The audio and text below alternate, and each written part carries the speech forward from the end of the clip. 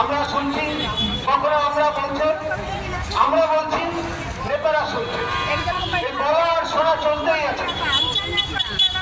আপনারা জানেন এই বলা শোনার মধ্যে দিয়ে আমাদের সমস্যার কিন্তু সমাধান হচ্ছে না।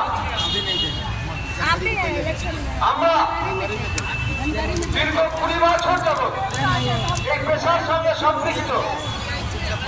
আমরা আমাদের কাজটা সঠিকভাবে পালন করে থাকি। এটা শুধু মুখের কথা নয়, এটা তথ্য এবং প্রমাণ বলছে। কারণ আমাদের রাজ্যে শিক্ষা দপ্তর শিক্ষা ক্ষেত্রে অনেকগুলি পুরস্কার পেয়েছে, জাতীয় এবং আন্তর্জাতিক। এই সমস্ত পুরস্কার পাওয়ার পেছনে আমাদের অবদান আমরা সকলেই জানি। তাই আমরা আমাদের কাজটা কিন্তু নিষ্ঠার সাথে পালন করে চলেছি, কিন্তু আমাদের পরিবারটা চলছে না। আমরা যত দিন যাচ্ছে সমস্যার গভীরে ডুবে যাচ্ছি। আজকে আমাদের অনেক বহু পার্শ্ব শিক্ষক সাথী আত্মহত্যা করেছেন, অনেকেই রোগে ভুগে বিপদের মধ্যে আছেন। আমাদের মধ্যে একজন আছেন, ইদ্রিস বাবু আমাদের সঙ্গে আছেন, তিনি আজকে ফিরে এসেছেন। वीडियो बना रही है, यूट्यूब पे डालेंगे। উপলব্ধি করতে হবে। क्या नाम सर? सिद्धार्थ भेजती हूँ आपको। इसका तो डालूं। চলে যাচ্ছি কেন? हमको नहीं पता, देखेंगे যে কোনো মানুষ देखिए अभी তার কাজের মধ্যে দিয়ে यूट्यूब पे तो खिचड़ी पकते हैं।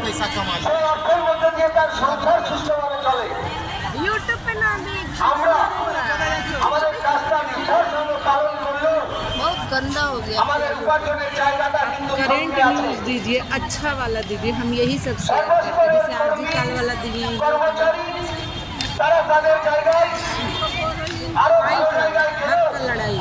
আমরা কিন্তু যে টেবিলে ছিলাম সেখানেই দাঁড়িয়ে আছি। ভাবুন, আজকের দিনে দাঁড়িয়ে একজন পার্শ্ব শিক্ষক প্রাথমিকের ক্ষেত্রে মাত্র 9,700 টাকা ভাতা পায়। একজন রাজমিস্ত্রি, একজন দৈনিক মজুর, একজন রিক্সা চালক আমাদের থেকে বেশি উপার্জন করে। কিন্তু আমাদের কাজটা কি? আমাদের কাজটা শিক্ষাদান করা, একটা নোবেল প্রফেশন। এই ধরনের একটা প্রফেশনে যারা এই কাজের সঙ্গে যুক্ত হওয়ার পর অন্য কাজ করার সময় তাকে ভাবতে হয় আমি কোন কাজটা করবো আর কোন কাজটা করবো না। তার কারণ একজন শিক্ষককে আদর্শ করে ছাত্র সমাজ গঠন হয়। কিন্তু আমাদের জন্য সেই পথটা খোলা নেই।